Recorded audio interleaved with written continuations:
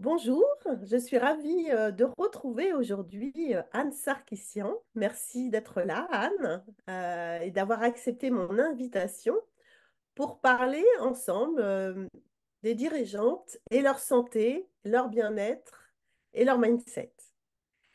Donc aujourd'hui, vous allez rencontrer la première personne que je vais interviewer dans la série des interviews que j'ai mis en place dans le cadre de comment les femmes dirigeantes prennent soin d'elles.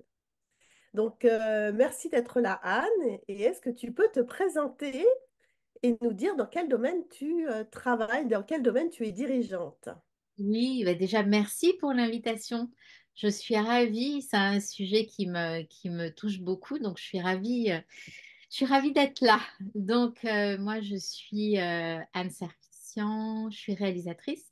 Donc, j'ai une société qui gère de la communication, de la publicité, des films et l'organisation d'un événement annuel d'un congrès de conférences. Et tu es entrepreneuse depuis combien de temps ça fait maintenant?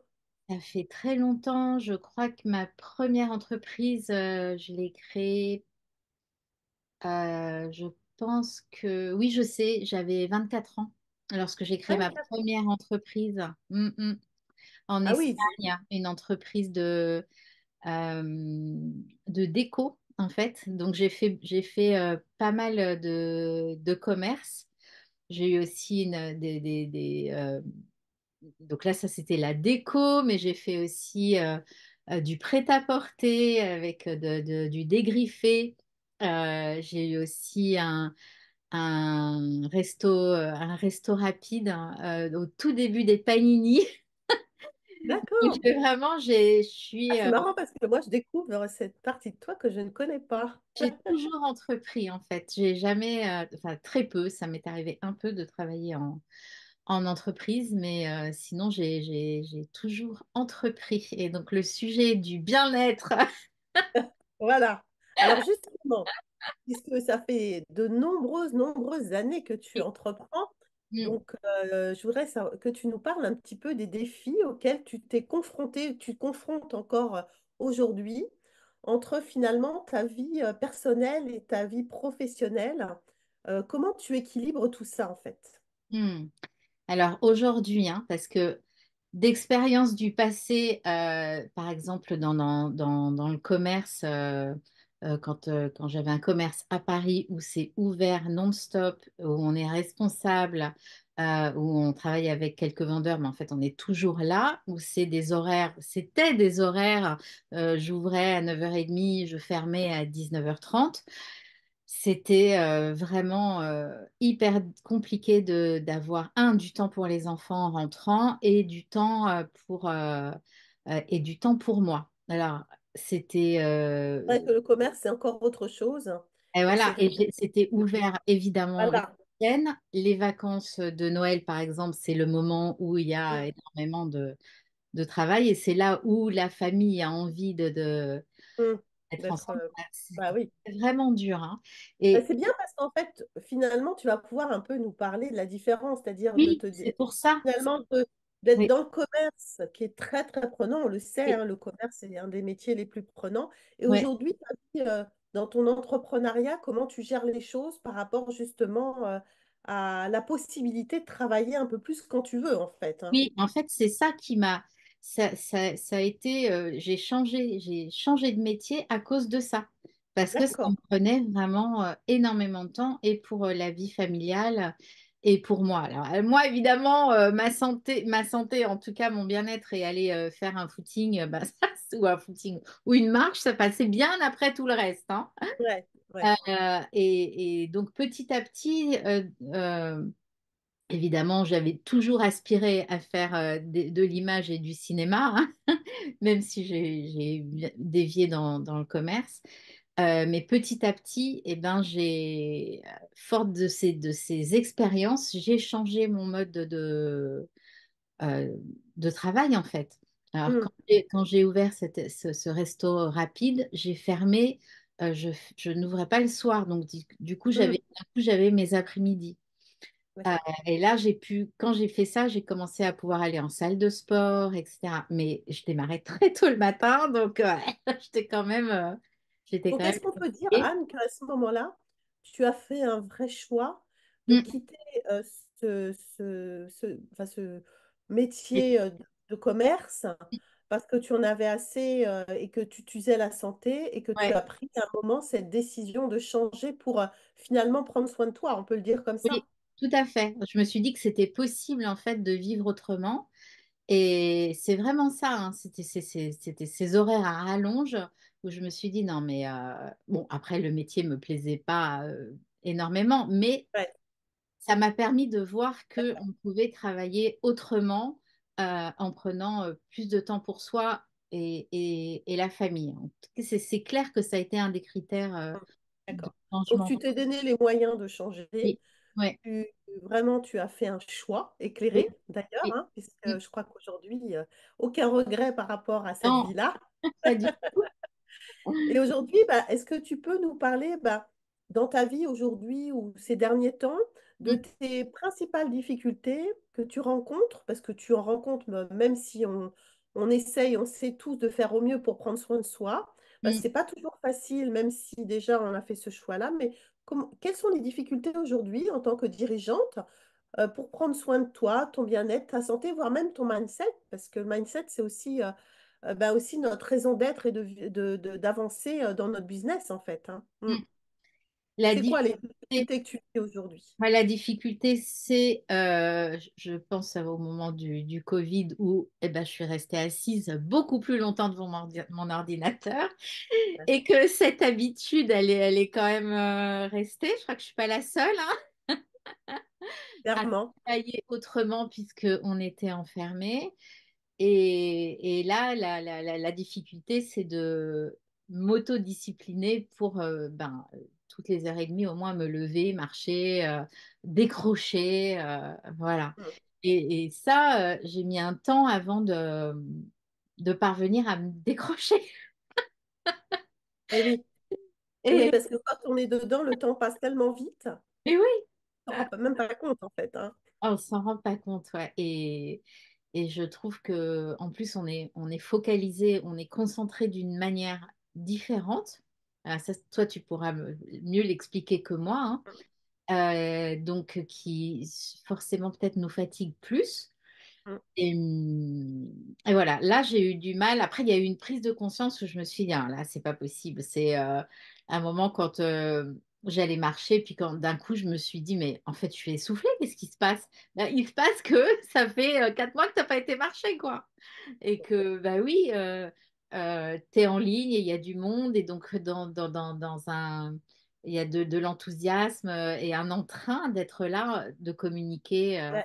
via ce Mais parce réseau. que finalement, à la fois, c'est une vraie difficulté, parce Oui, que et en même temps, aujourd'hui, on se connecte beaucoup plus à travers nos ordinateurs pour plein de choses à travers le présentiel. Et oui. du coup, bah, forcément, hein, c'est beaucoup plus de temps assise, c'est Hmm. beaucoup plus de temps. Alors, en même temps, on se sent en lien, parce que c'est vrai que Oui, ça crée, on se sent bien en lien. Donc, on va pas forcément chercher quelque chose à l'extérieur, on se contente de ça, puis en fait, c'est un cercle vicieux. Enfin, en tout cas, moi, je le vis un peu comme ça, ouais, où finalement, ben, j'entretiens ça, et si volontairement je sors pas de cette zone-là, eh ben, je me laisse prendre dans le système, en fait, hein. Mm. ouais. Ah Et ouais. toi aussi, tu vis ça? Oui, oui, oui, Ouais. j'ai vraiment vécu ça. Et puis après, bah voilà, j'ai eu ce déclic où je me suis dit, non, là, je suis essoufflée, c'est pas normal. Et de remettre du temps pour moi, d'éteindre les écrans, Bien voilà, coupé, quoi, en fait. Mm. et vraiment couper. Mais au départ, c'est difficile, c'est vraiment Ouais. difficile, hein. Mmh. Ouais. Ben, encore plus quand tu es passionné par ton métier, tu es passionné par tes échanges, tu es passionné parce que tu fais, bah, des fois, voilà, moi je sais que ça m'arrive très souvent. Et maintenant, je me mets une alerte sur l'ordinateur pour me dire, ça fait 1 heure et demie que tu es dessus parce que je ne vois pas le temps passer. C'est Ouais. incroyable en fait, hein. On n'a pas le temps Ok, passé. bah super, Et merci puis, beaucoup Anne déjà. je passe de quand je suis en train d'accompagner des personnes ou sur la communication, etc., assise Oui, devant mon ordinateur. ouais, Et puis après, des moments de tournage où là, je vais être 4-5 jours d'affilée ouais. debout. Et Eh oui. Et du coup, bah, c'est pas facile à gérer ça. Ouais, c'est vrai. voilà. Et c'est Ça doit de. être fatigant aussi d'être tout le temps debout comme ça, puis à piétiner parce que tu marches pas vraiment en fait. Oui. Hein. Ouais, Et du coup, c'est hyper important que je sois en forme et que je maintienne quelque chose de régulier. C'est sûr que quand là, j'habite en Bretagne, mais quand je vais en tournage à Paris ou dans le sud de la France et que je vais être enfermée dans un centre de séminaire à piétiner, à observer, à être focus sur tout ce qui se passe pour voir si tout va bien, le tournage se passe bien, etc. C'est une autre concentration, mais si je me suis pas mis en mouvement, si j'ai pas euh, été dans la nature, si je me suis pas énergisée, ben c'est ouais, épuisé le soir ouais, et je suis moins même, je peux être même moins performante hein, quand on ouais. perd. Bien sûr, ouais, bien sûr. Ça, c'est clair que on l'est, on l'est. Hmm. Ouais. Alors, quand tu vis, je suppose que par moment, tu vis des moments de stress, de surcharge mentale ou un peu de pression. Comment tu fais la gestion entre ton entreprise et toi, ta santé physique, mentale et émotionnelle, en fait? Comment Hmm. tu gères ça dans ces moments, de forte pression? Alors, moi, je suis pas quelqu'un de stressé. Enfin, je dois avoir sûrement des moments de stress ou me dire, allez, on démarre dans 1 heure, un tel n'est pas arrivé, etc. Mais c'est pas un stress. Je suis pas, on va dire, je vais pas rentrer en panique. Ouais, J'ai, je suis un peu, comment dire, dès qu'il y a un petit truc qui va pas, je vais tout de suite chercher une solution. Donc, hmm, je n'ai pas le temps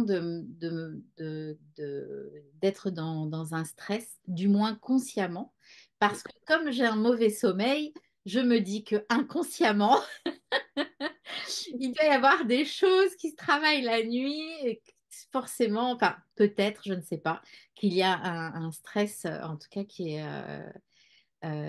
inconscient chez ouais, moi, hmm, possiblement quoi. hmm, Euh, Moi, je fais une pratique, en tout cas quand je me lève le matin et au moment où je vais me coucher, je pratique euh, des mantras ou des techniques de respiration avec du Kriya Yoga. Et ça fait 5-6 ans que je pratique. Et ça m'apaise, même si j'ai pas la sensation d'être angoissée ou hmm. d'avoir une surcharge mentale. Ça m'aligne, ça me pose et ça me fait En tout vraiment. cas, ça apaise ton système nerveux qui fait que Oui, finalement, tu c'est- rentres dans un état de co-régulation qui te Hmm, permet justement de ne pas être dans ces poussées d'anxiété, de stress, ouais, que finalement tu arrives à réguler comme ça, quoi, en fait. voilà. Ouais. Après, si, il y a 2 ans, j'ai eu un moment de stress et là, j'ai appelé mes amis thérapeutes. En fait, le truc, je pense, ben voilà, c'est aussi être orienté solution que de demander de l'aide, en fait. Alors moi, j'ai la chance de te connaître, d'avoir Olivier, etc. Mais quand il y a le moindre truc et je me dis là, il y a un truc, je suis trop angoissée, à ce moment-là, j'étais trop angoissée pour pouvoir prendre des décisions. Mm, mm. Et puis ensemble, vous m'avez orienté vers la cohérence cardiaque, etc.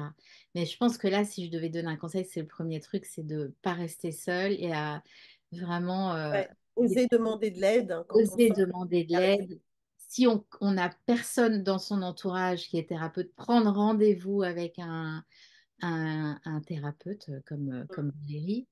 Euh, Ouais, ça, c'est sûr que si j'avais eu ces outils-là quand mes enfants étaient petits, Mm. ah là là, Non, mais c'est sûr. Après, c'est vrai que souvent, on veut montrer qu'on est forte, qu'on ouais, va y arriver, et que du coup, on se dit, bon, bah allez, je vais. Il n'y a pas de raison, il y en a qui y arrivent et moi, j'y arrive pas. Donc, il n'y a pas de raison. Donc, je vais réessayer, réessayer. Et c'est vrai que parfois, je pense qu'on a tous vécu parce que c'est aussi une partie de la vie d'un entrepreneur, hein, de vivre aussi des moments plus intenses, des moments de pression, plus ou moins longs selon nos métiers, mais en tout cas de reconnaître que parfois on est dans ces moments un peu de limite de soi, c'est Mm. important parce que c'est là effectivement que on va aller s'autoriser à aller chercher de l'aide. Alors tout le monde ne s'autorise pas, mais bon, nous on s'autorise, on le sait, Oui. et que Mm. bah, bien des fois ça a été très aidant et ça nous a permis justement de beaucoup mieux nous réguler et beaucoup mieux être aussi efficace dans notre travail parce que il y a aussi dans la pression, dans la surcharge, une notion d'efficacité pour moi qui est importante parce que si on n'est pas efficace, le travail nous demande beaucoup plus de temps en fait. Mais oui, mais oui, Et perdre du temps quand on a déjà des emplois du temps surchargés, enfin en tout cas, moi j'ai cette notion importante d'efficacité qui me tient à cœur, parce que j'ai oui. pas envie de perdre mon temps à tourner en rond et à ne pas avancer parce que je suis fatiguée ou parce que j'ai des problèmes que je n'arrive pas à résoudre en fait, hein. Mm. Mm. Non mais ça Ouais. c'est Et sûr ça que demande des fois du courage de demander de l'aide. Je ne sais pas s'il y a 20 ans, j'aurais osé demander de l'aide comme je le fais maintenant, hyper mm, naturellement.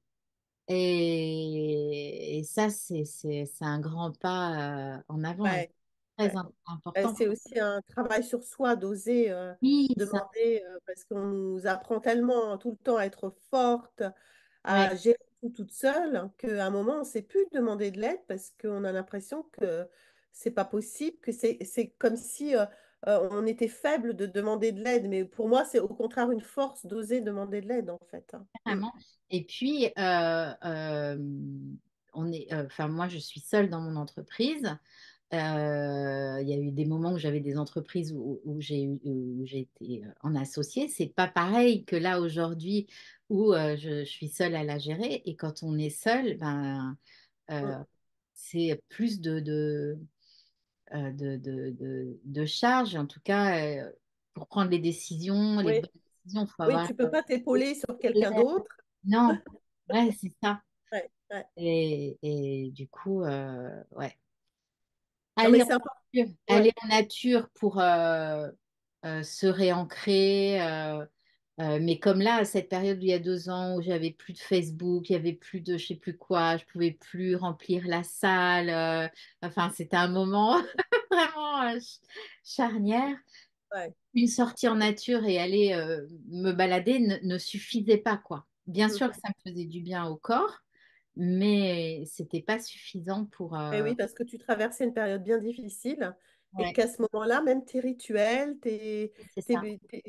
bah, ne suffisaient plus dans cette période et que parfois, effectivement, on a nos limites et que d'aller chercher à ce moment-là de l'aide, c'est important. Donc, en fait, toi, tu as des stratégies, tu as des rituels que tu mets en place pour bien gérer le quotidien, mais aussi, tu sais, quand tu sens tes limites et que tu ne te sens pas bien, aller chercher de l'aide et aller chercher des nouvelles stratégies que finalement tu intègres progressivement dans ta vie et Hmm. qui te permettent aussi d'améliorer bah, cet état de santé, cet état de bien-être durablement en fait, hein. Ouais. Mm. Parce que c'est la priorité, hein. Si on est bien dans son corps, dans sa tête, euh, c'est là où on va pouvoir gérer.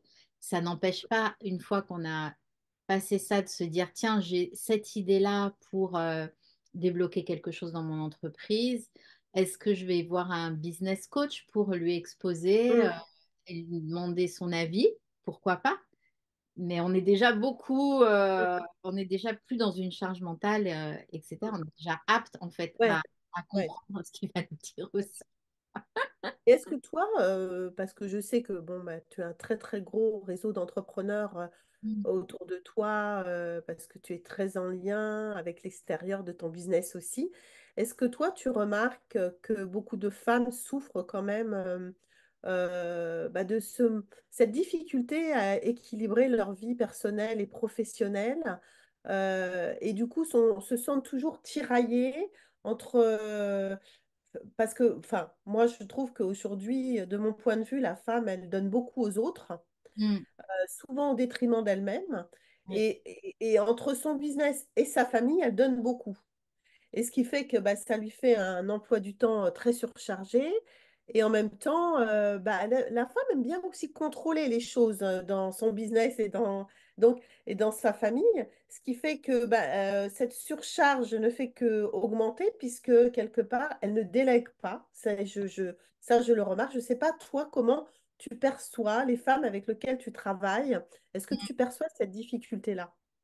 Oui, ce que je remarque, c'est qu'elles ont développé euh, quel- euh, une force au niveau de l'organisation. Elles sont Ouais. beaucoup plus organisées que les hommes.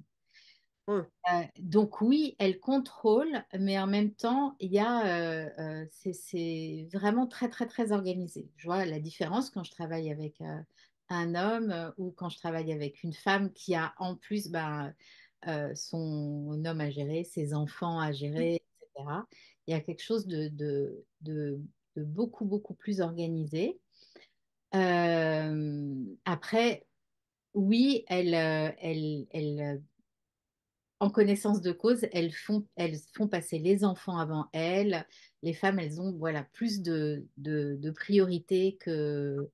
que les hommes. C'est différent, c'est encore des trucs clichés un peu, hein, où Ouais. l'homme Ah gagne ouais.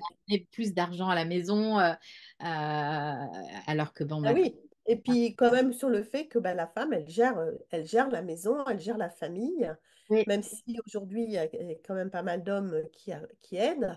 Bah moi, dans mes interviews que je fais, je me rends compte que finalement, la femme, elle a quand même une charge mentale bien plus élevée que l'homme, même si je suis d'accord avec toi, elle essaye d'être très organisée. mm, Mais comme elle a ce côté professionnel, en tout cas quand elle est dirigeante, hein, parce qu'elle a son entreprise à diriger en même temps, elle a, moi je dirais que des fois la famille c'est une entreprise, hein, quand on a c'est clair. plusieurs enfants, voilà, ça fait deux entreprises à mener de front, ben, on sent que l'équilibre est rarement là en fait entre les deux, tu vois Difficile. et que ça, c'est une souffrance interne. Et souvent, bah, des dirigeants pensent que c'est pas possible de faire autrement parce que c'est normal quelque part, tu vois. C'est normal, j'ai deux entreprises, c'est normal que je souffre, c'est normal que ça soit difficile. Qu'est-ce que tu en penses, toi, de ça? Je gère. Et puis, bah, je pense que des fois, enfin, ça dépend de leur âge. Donc, 35, 40 ans avec encore des enfants à la maison, euh, c'est sûr qu'elles sont fatiguées. Et 10 ans plus tard, elles vont dire, mais comment je faisais? Souvent, j'ai ça en fait. Mhm, Femme qui disait, ben, en fait, bah oui, j'ai aussi, en même temps que le déploiement de mon entreprise, j'ai élevé 4 enfants, quoi. mhm, Et mhm. puis, moi, je rencontre souvent il y a eu, dans le parcours, il y a eu un burn-out, il y a eu Oui, bah oui, une oui. maladie qui est venue, ou un accident de la vie qui est venu stopper, qui est venu freiner. Elles repartent sur d'autres bases, mais elles ont été quand même sacrément secouées. Je connais plus de femmes qui ont eu des burn-out que d'hommes. Donc, je ne Mhm, sais pas, au niveau statistique, je mhm. pense Oui, il y a plus de femmes. Il y a beaucoup plus de femmes. Mhm. femmes parce Ouais. elles sont sur tous les fronts. Euh, Oui, puis il y a le sentiment aussi, beaucoup, ce qu'on retrouve chez la femme, sentiment de bien faire les choses. Oui, Sentiment vraiment de toujours un peu faire mieux, ce qui prend énormément d'énergie. Et à un moment, bah, quand il y a le trop, bah, c'est vrai que, il faut rééquilibrer les choses. Et souvent, je trouve aussi enfin, dans les personnes que je rencontre, c'est un peu comme si euh, en étant chef d'entreprise, femme, c'est comme ça doit être ma vie, en fait, quelque part. Il y a mm, une forme de croyance que c'est normal que ça soit difficile puisque je mène deux vies à la fois, hein, même trois, parce qu'elle a sa vie de femme et que bah, c'est normal puisque la femme, finalement, s'occupe de beaucoup plus de la maison, de la famille et en même temps doit assumer ses responsabilités dirigeantes. Et beaucoup de femmes pensent qu'elles ne peuvent pas faire autrement. Et aujourd'hui, moi, je c'est trouve vrai. que Mm. l'on peut faire autrement, mais c'est pas forcément évident. Mais en tout cas, je pense que c'est quelque chose qui se développe et qui s'apprend. Justement, toi, par rapport à... Tu parlais de tes routines tout à l'heure, Mm. hein, tes routines du matin, du soir. Est-ce que tu peux en fait partager une expérience où, alors tu l'as un peu dit tout à l'heure, hein, mais peut-être une autre, où tu as dû à un moment de ta vie jongler vraiment entre ben, tes enfants. En plus, tu étais maman solo beaucoup, hein, donc c'est encore autre chose, maman solo avec deux enfants, et des moments où ça a été difficile pour toi de mener les deux de front parce que tu avais le travail, et du coup, en allant dans ce souvenir, quels sont finalement les enseignements que tu en as tirés aujourd'hui? Hmm. Je me souviens de mon 40e anniversaire où j'ai été complètement débordée. Donc, je devais avoir, enfin, mon fils était plus jeune que ma fille, mais elle devait être adolescente et lui, genre 7 ans, 6 7 ans. Le boulot, c'était super dur, ça me prenait beaucoup, beaucoup de temps et eux avaient besoin de moi et je me disais, mais en fait, c'était là où je me suis dit, mais c'est n'importe quoi. Enfin, là, ça mène à rien. Et là, j'avais pris pas une claque, mais une prise de conscience, quoi. Hum, hum, hum. Moi toute seule, parce que cette journée-là, je me souviens de cette journée-là, parce que tous mes amis sont venus, il y a eu une magnifique fête, mais c'est quand je me suis levée le matin où je me disais, mais qu'est-ce qui me, qu'est-ce que je fais en fait de ma vie, Challenge, quoi. quoi? Ouais, Qu'est-ce que je ouais, fais de ma vie? C'est n'importe quoi. Je suis pas là pour mes enfants. Je suis là pour euh, un métier. Je faisais pas de cinéma à ce moment-là. Enfin, si j'étais en écriture, mais en tout cas, ma société faisait pas ouais. ça. Et oui, c'est ça, parce que j'ai jonglé longtemps entre scénariste et un métier À et, côté. et une Ouais, autre, et de ouais, tenir une boîte, quoi. ouais. D'accord. J'écrivais la nuit. Et je me suis dit, oh, mais c'est pas possible et tout. Et c'est là où je crois que j'ai redéménagé, enfin, donc pour quitter Paris. Mais je sais plus quelles ressources j'ai eues, mais ça a été quand même une bascule, quoi. Ouais, c'était un événement déclencheur pour toi qui t'a permis après finalement de faire plus attention à toi et à ton équilibre. Et- ouais, ouais. Ouais, De toute d'accord. façon, ça, franchement, le fait de faire du sport, c'était presque vital, hein. C'était à ce moment-là, c'était vraiment super, super important de pouvoir me dégager Ouais. au moins 45 minutes pour faire Oui, entre ça. une activité pour moi, pour Ouais. mon corps, quoi. Mm. Et du coup, aujourd'hui, comment tu mesures un peu cette quête d'équilibre, même si tes enfants sont plus grands, mais je pense que justement, c'est aussi un peu le risque quand on n'a plus d'enfants, c'est de bosser plus, parce que Mm. justement, les enfants parfois nous permettent et nous obligent à faire des pauses, en fait. Oui. Et aujourd'hui, comment tu mesures cette quête d'équilibre au niveau de ta vie, de ta santé? Et comment tu prends conscience qu'il faut réajuster tes priorités en fait à ce moment-là? Comment tu fais ça? Je pense que avec l'âge, j'ai plus de sagesse. Ouais. Euh, c'est un truc où il y a 10 ans, j'aurais peut-être brûlé mon énergie quotidienne à je ne sais quoi. Et aujourd'hui, il y a quand même plus euh, oui, c'est ça, sûrement de sagesse. Et c'est au quotidien, de toute façon, l'équilibre. Mm. Et puis, comme j'ai Ouais. un sommeil difficile, tous les jours, je vais me réajuster par Mm. rapport à ce que j'ai mangé. C'est super Mm. important, l'alimentation. Ok, là, si j'ai mal dormi, peut-être que j'ai mangé ça trop tard ou ça en trop. En fait, Et du coup, tu te mets une d'observer. discipline importante pour Ah justement ouais, améliorer ton sommeil. oui, et Et en fait, je sais même plus une discipline, c'est que c'est devenu super réflexe naturel. naturel.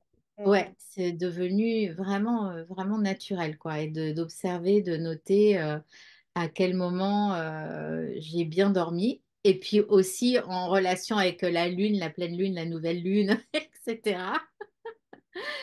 Et De oui, ça joue. connaître aujourd'hui dans mon rythme à l'année quels sont les mois où je me sens le plus fatiguée. Ouais, ouais. Et c'est pas forcément l'hiver chez moi. Mm. Et du coup, de moins chargé. Enfin, c'est d'observer, enfin, c'est d'avoir observé et au quotidien de me dire, ah ben non, là, je vais pas me mettre 3 jours de tournage parce que ça, je sais, c'est une période qui est Ouais, difficile pour ouais, moi. ouais, ouais. D'accord. Donc, je vais plutôt En la fait, mettre. c'est écouter vraiment ses besoins profonds, Ouais, ouais, les respecter et avec ça, trouver un équilibre de vie et mettre en action cet équilibre de vie parce que des ouais, fois, on le sait, mais finalement, on ne le fait pas. Ça peut ouais. arriver, hein.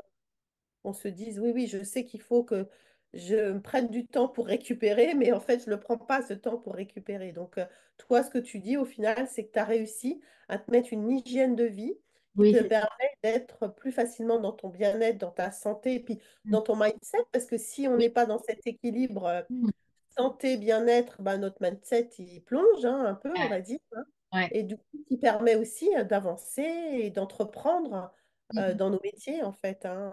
C'est important aussi d'avoir ça. OK. ouais. Et autre Merci chose beaucoup. aussi, c'est que comme Ouais, je bouge beau, enfin, donc je suis sédentaire quand je suis déplace sur beaucoup. mon ordinateur, mais je suis aussi beaucoup en voiture, à dormir dans des hôtels ou chez des amis ou dans des Airbnb. Vraiment, je me déplace énormément. Et quand je n'ai pas cette hygiène, bah, c'est super dur de récupérer parce que, Ouais. mine de rien, le corps, là, de bouger comme ça, il faut qu'il se réancre. Enfin, je dois Mm. à nouveau me poser, m'aligner. Enfin, je sais pas si c'est S'adapter, aligner. En tout cas, s'adapter. voilà, et ça, voilà, donc la discipline, elle est vraiment au quotidien, mais naturellement. Et ça m'empêche pas, bien sûr, de faire la fête et de temps en temps, voilà, Faire des excès, mais des voilà. excès. Mais parce que c'est plus une contrainte. Et si Ouais. on m'avait dit ça il y a 20 ans, j'aurais dit ah non, mais quoi, mais n'importe quoi. Mais aussi parce que aujourd'hui, je travaille pas comme je travaillais avant, puisque je fais pas non plus les mêmes films et il y a beaucoup plus de conscience dans tout et, Mm, et tout s'harmonise puisque c'est en lien avec le vivant, la vie, les cycles. Donc, eh ben, naturellement, je vais faire attention, mm. plus attention à moi. Bah oui. Et Et en fait, après, c'est aussi tout ce travail d'une vie, hein, ouais, de c'est ça. progresser, de observer ses limites, de les écouter et puis de trouver, de se donner les moyens de trouver ce qui nous convient dans notre rythme pour se sentir mieux, se ressourcer Ouais. et être dans la santé, voilà, comme je disais tout à l'heure, durablement. Et ça, c'est important parce que du coup, ça montre aussi que n'importe qui peut y arriver. Il faut Mm, juste être à l'écoute des signes et de nos propres besoins, parce qu'on n'a pas toutes les mêmes besoins. Et je pense qu'aujourd'hui, enfin, moi, je le vis comme ça. Je crois que c'est le plus beau cadeau qu'une femme peut se faire aussi, mm, hein. C'est une dirigeante de se prendre soin d'elle mm. pour justement être dans la durabilité et aussi dans la joie, parce qu'il ne faut pas que Ouais. les choses soient dures, quoi, en fait, hein. C'est ça, mais Et il y a un truc à éviter. Enfin, là, je vois beaucoup chez les femmes qui ont des enfants ouais, ouais, préados, jeunes, etc. ouais. C'est le sentiment de oui, bien faire, comme tu disais. Il faut que je gère mon entreprise, mes enfants, que tout soit. Et puis, c'est carré. Mais il y a le truc de la culpabilité, si je fais Hum. pas bien. Et ça, c'est un poison, quoi.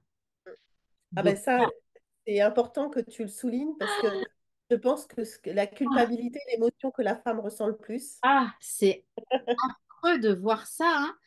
Et moi, j'ai la chance, j'ai pas ressenti ça, mais je vois à quel point ça les ronge, à quel point ça peut être aussi le moteur, mais à Et quel oui. point c'est vicieux parce que ça ronge. Et ça, vraiment, toutes les Hum. dirigeantes, je les invite à aller visiter ça, d'aller regarder la culpabilité avec une thérapeute, avec toi, par exemple.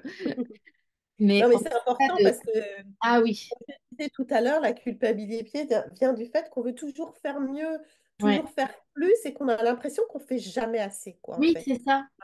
Et du Ouais, coup, bah, découle de là la culpabilité.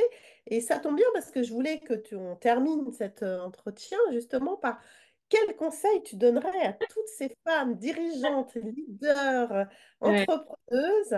euh, Quel conseil tu leur donnerais pour vraiment réussir à être heureuse dans leur vie pro et personnelle? Pour moi, c'est réussir sa vie, mais sans se sacrifier. Qu'est-ce que tu leur dirais? Et sans se sacrifier, c'est sûr. Et je trouve que aujourd'hui, d'autant plus avec le virtuel, là on est en interview et cette interview elle va être sur une chaîne YouTube, il y aura beaucoup de personnes qui vont la regarder, d'autres personnes vont être interviewées et je trouve que les leaders eh ben, qui ont comme ça pignon sur rue et qui vont dans leur discours peut-être influencer, positivement influencer, je trouve qu'on a chacune une part de responsabilité et donc d'arrêter de se sacrifier et de vraiment de s'équilibrer, de se montrer euh, équilibré, épanoui, laisser rentrer la joie de vivre. Et c'est possible de travailler, de s'épanouir professionnellement, de mener une entreprise dans la joie et dans l'équilibre. Et je trouve qu'on a cette responsabilité. Vraiment. Oui, et puis je pense qu'on a cette responsabilité entre femmes dans la sororité de Oui, justement se soutenir là-dedans et de ouais. montrer à celles qui doutent que c'est possible Mm, d'y arriver. Et justement, bah, c'est un petit peu le but aussi de cette interview, c'est de mm, partager avec toutes ces différentes vies de femmes bah, que c'est possible et que même si vous traversez des moments difficiles, que vous avez l'impression que vous n'y arriverez jamais à équilibrer ou à trouver vraiment une vie qui fait sens pour vous, ben vous savez que nous, on est là et que ouais. on est sur ce chemin, même si parfois on est aussi là, à cet endroit-là, mais on essaye toujours et on met en place les outils, les rituels, de prendre soin de nous pour y arriver et surtout se donner les moyens, parce que au bout du compte, c'est aussi se donner les moyens d'y Ouais. arriver. Mm, C'est pas juste mental, c'est allez, on y va, on passe dans l'action pour mettre en place des rituels de santé, de bien-être, pour me mm. sentir mieux. En Et tout puis cas, après, ça devient ouais, naturel, c'est ça. C'est que ouais. peut-être au début, on se dit, ah là là, mais ça devient naturel et au bout d'un moment, on peut plus s'en passer et ça fait Bah oui, partie de parce que la vie. finalement, ce que tu dis, Anne, et je trouve que c'est très très important ce que tu dis, c'est qu'une fois qu'on l'a vécu, qu'on l'a mis en place et qu'on sent les bienfaits que ça nous fait, on Mm, n'a plus envie d'autre chose parce que ben, on a l'énergie pour avancer, on a la créativité, on a la concentration qui est là rapidement parce qu'on est dans cette forme qui nous permet d'y accéder et que si au contraire on est dans ces états de fatigue, de stress, de surcharge mentale, on se rend compte qu'au bout du compte, ben, on est épuisé et que là, on n'arrive plus à être dans cette créativité, dans...